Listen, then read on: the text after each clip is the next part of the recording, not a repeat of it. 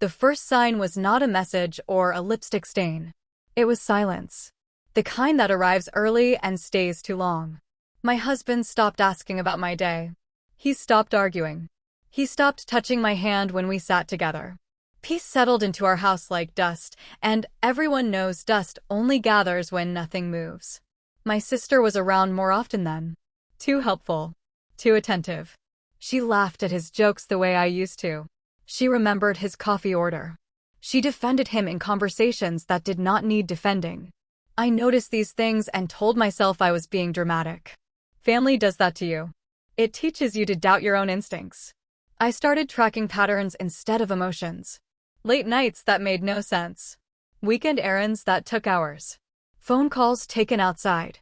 A second phone bill I was told was a billing mistake. I saved screenshots without knowing why. I wrote dates in a notes app one pretended was a grocery list. At a family dinner, my sister sat in my seat without realizing it. When I returned from the kitchen, she did not move. He did not ask her to. The room felt smaller. My mother talked about loyalty. My father joked about trust. Everyone laughed. I did not. That night, I checked our shared cloud storage. Nothing obvious. Too clean. Someone had learned how to hide well. I closed the laptop and felt something harden inside me. Not anger. Focus. I stopped confronting. I stopped asking. I started listening. I let them believe I was tired, distracted, weak. People reveal everything when they think you have already lost. What I did not know yet was how deep the betrayal ran. Not just a marriage cracked open, but a family rewired behind my back.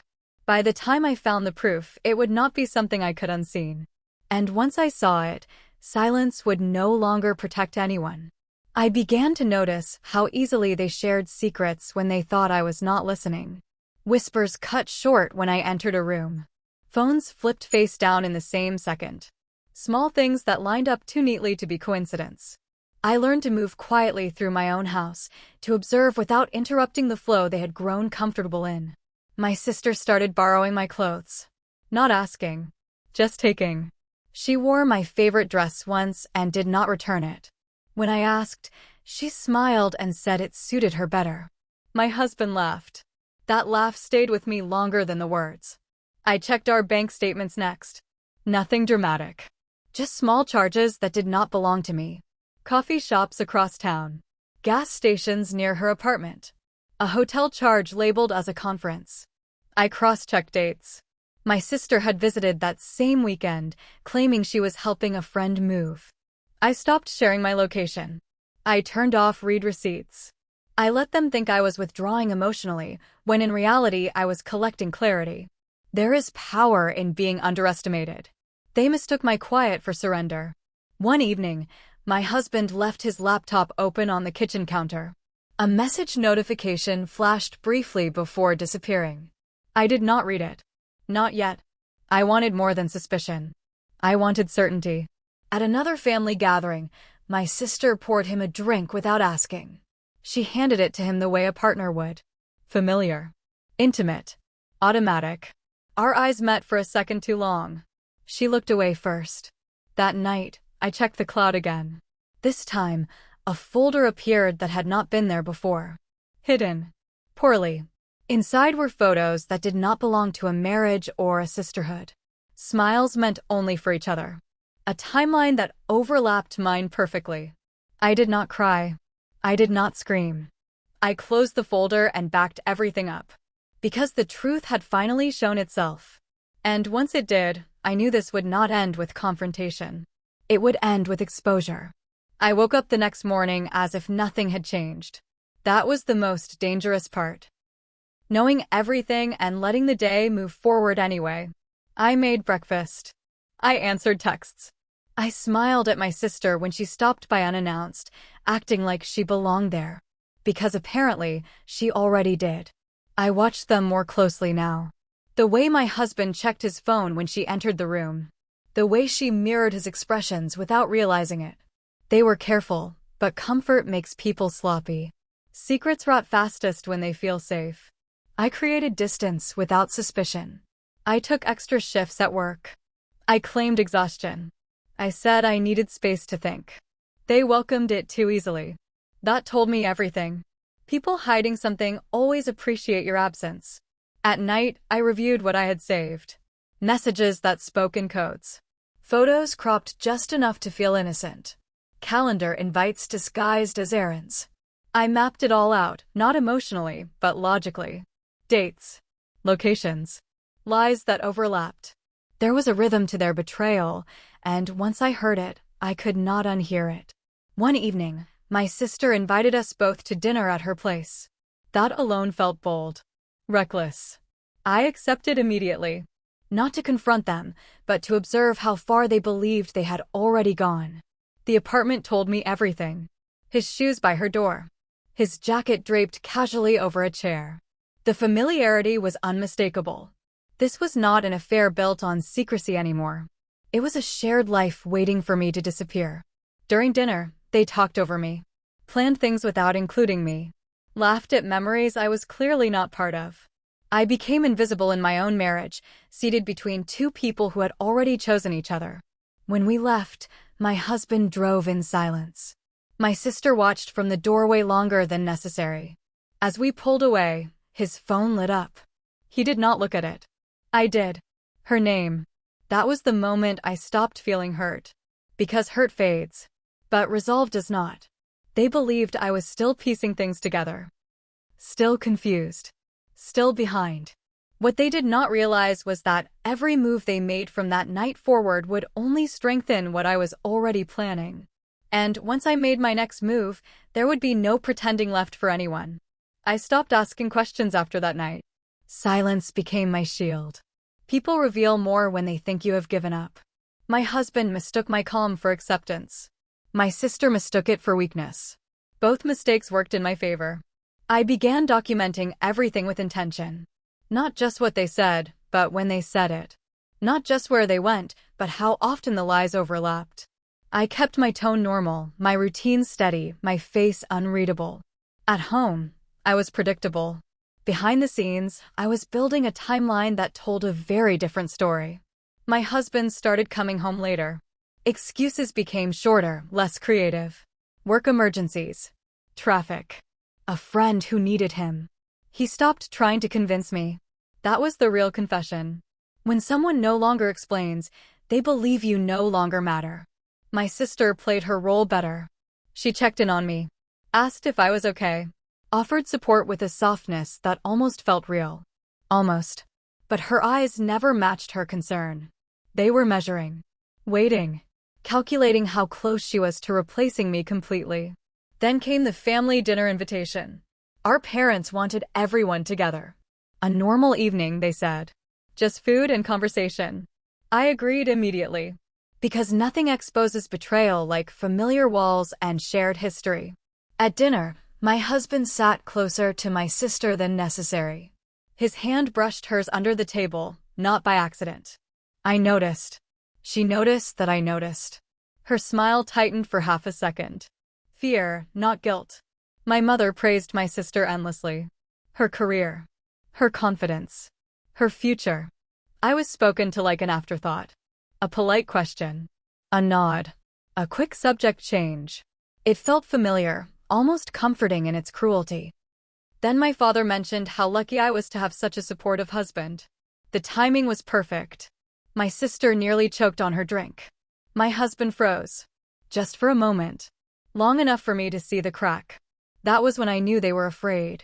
Not because I had confronted them, but because they could not tell what I knew. And uncertainty terrifies liars more than truth ever could. As we left that night, my sister hugged me tightly. Too tightly.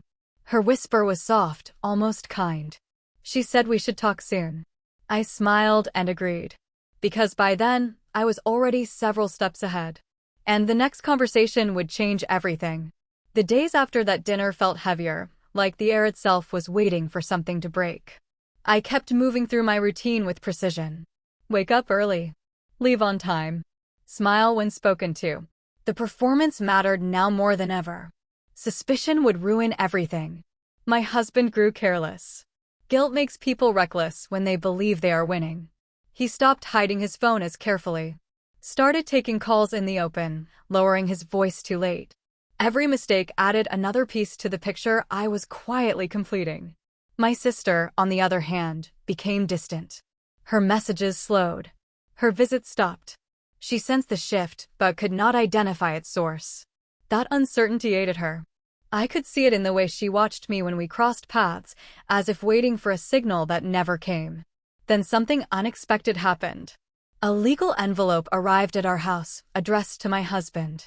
He was not home when it came. I did not open it. I did not need to. The return address told me enough. A business dispute. One he had never mentioned.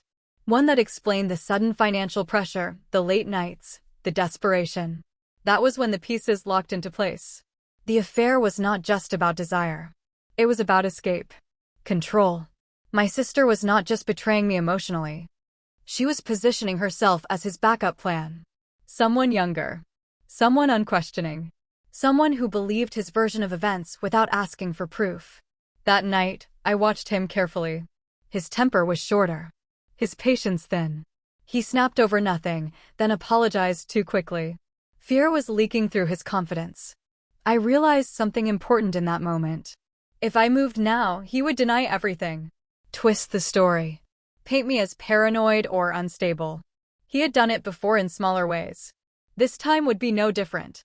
So I waited. I scheduled a meeting with a lawyer the next morning, quietly, efficiently. No drama. No tears. Just facts. Timelines. Evidence. Options. Each sentence felt like reclaiming a piece of myself I had handed away years ago. The lawyer listened, then nodded slowly. What I had was not suspicion. It was leverage. As I walked out of that office, my phone buzzed. A message from my sister. She said we really needed to talk. Soon. I looked at the screen and smiled. Because soon was exactly what I had planned. And when that conversation happened, it would be on my terms. The meeting with my sister happened sooner than I expected. She showed up unannounced, standing at my door with forced confidence and nervous hands. I invited her in like nothing was wrong. That unsettled her more than anger ever could. She talked too much. About stress. About misunderstandings. About how hard life had become for her. Not once did she ask how I was doing.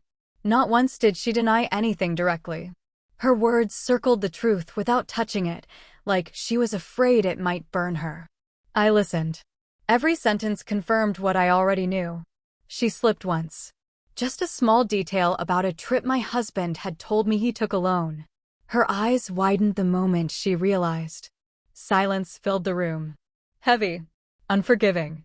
I let it stretch until she started explaining again, faster this time, Messier. That was the moment I understood how deeply they had underestimated me. I told her nothing. No accusations. No tears. I simply said she should go. Confusion flickered across her face. She had come prepared for confrontation, not calm dismissal. As she left, her confidence cracked. Fear replaced it. That night, my husband came home late. Later than usual. He smelled like panic masked with cologne. He tried to be affectionate, overly attentive, like he was testing the ground beneath his feet. I played along. Every smile felt like armor. Behind the scenes, I was moving pieces into position. Bank statements were copied. Messages archived. Dates aligned. I discovered accounts I was never supposed to see and plans I was never meant to hear about. They had been building a future while I maintained the present. Then came the call that changed the rhythm of everything. My husband had been summoned to work unexpectedly the following weekend. An important event. One where appearances mattered. One where spouses were expected to attend. He asked me to come with him. That invitation was not love. It was fear. He needed me visible. Smiling. Convincing. Proof that his life was still intact. I agreed instantly. That decision haunted him. In the days leading up to the event, tension filled the house. My sister stopped answering my messages entirely. My husband barely slept. He watched me closely, as if waiting for a crack in my composure. He never saw one. What neither of them knew was that the event they were so focused on was not the stage I had chosen. It was only the rehearsal. The real reveal was already set. Quietly. Legally. Irreversibly. And when it happened, there would be no shouting. No public scene. No way for them to rewrite the story. Only consequences.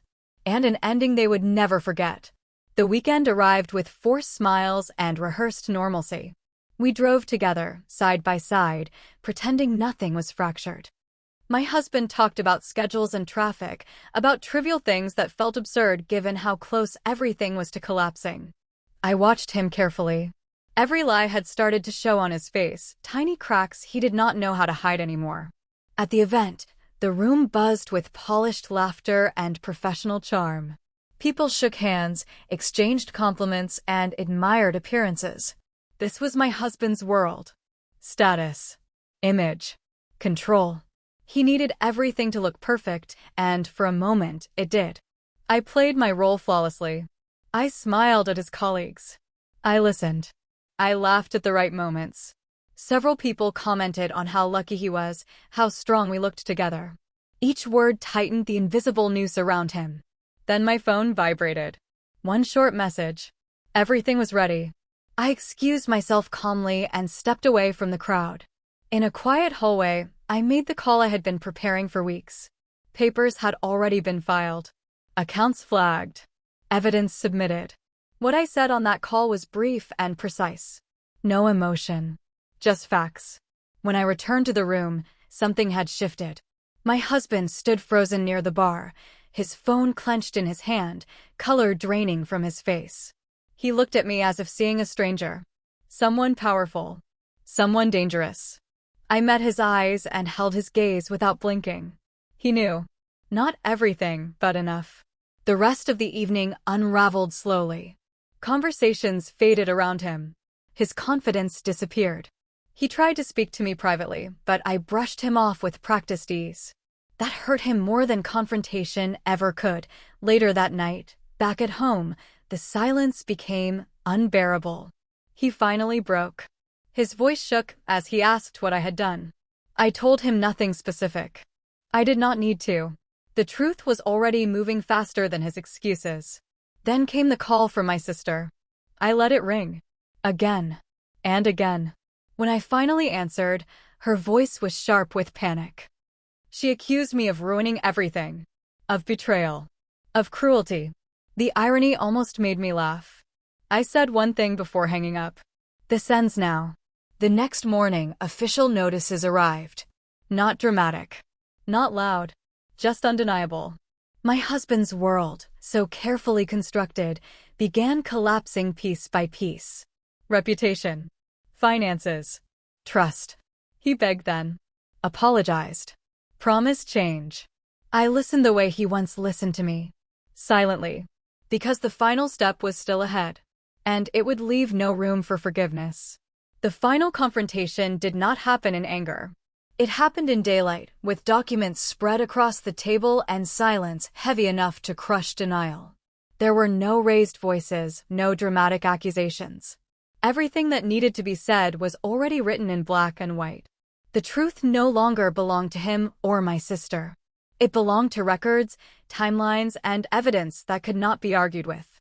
My husband read through the papers slowly. Each page drained something from him. Control. Confidence.